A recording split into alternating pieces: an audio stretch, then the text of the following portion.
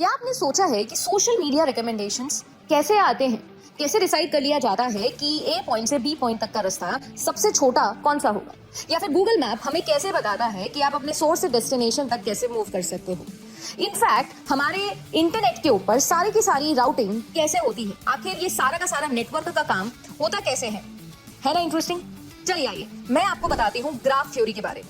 Euler जो कि father of graph theory माने जाते हैं, उन्होंने ग्राफ थ्योरी का जन्म किया, जिसकी वजह से आज ये सारी की सारी चीजें आप सभी लोग अप्लाई कर पा रहे हो। वो प्रॉब्लम एक्चुअली में हुई थी कोनिग्सबर्ग सिटी के अंदर। ये जो प्रॉब्लम है, इस प्रॉब्लम को हम कहते हैं सेवन ब्रिज प्रॉब्लम। कोनिग्सबर्ग एक सिटी थी जिसके अंदर लैंड पार्ट्स को कनेक्ट करने के लिए वाटर के ऊपर ब्रिजेस बनाए गए थे। 7 ब्रिजेस यहाँ पर थे और इन 7 ब्रिजेस को कनेक्ट करने का प्रॉब्लम यहाँ पर यूलर के सामने आया।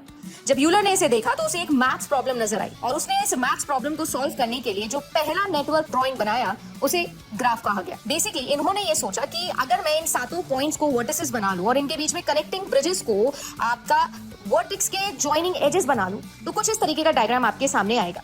अब यहाँ पर अगर मैं कनेक्टिंग पॉइंट्स को देखूं तो कनेक्टिंग पॉइंट्स को एक एंट्री पॉइंट और एक एग्जिट पॉइंट चाहिए होगा अगर मुझे सेम पॉइंट पर स्टार्ट करके एंड करना हो तो। इसे करने के लिए अगर आपके पास में हर एक वर्टेक्स जो आपके पास में मौजूद है, कनेक्टिंग पॉइंट आपके पास में मौजूद है, अगर वो इवन डिग्री का रहेगा, यानी कि उसके अंदर इवन नंबर ऑफ एजेस आकर मर्ज करेंगी, तभी ये पॉसिबल है। मैक्सिमम सिर्फ 2 ऐसी वर्टिसेस हो सकती है जिन पर ऑड डिग्री बन सकती हो, या तो वो स्टार्टिंग होगा या फिर एंडिंग। अगर 2 से ज्यादा वर्टिसेस ऐसी होती हैं, इन वर्टिसेस के अंदर ऑड डिग्री होती है, यानी कि 2 से ज्यादा अगर इनके पास में एंट्री और एग्जिट पॉइंट्स होते हैं तो कभी भी हम स्टार्ट पॉइंट पर दोबारा मर्ज नहीं कर सकते, एंड नहीं कर सकते।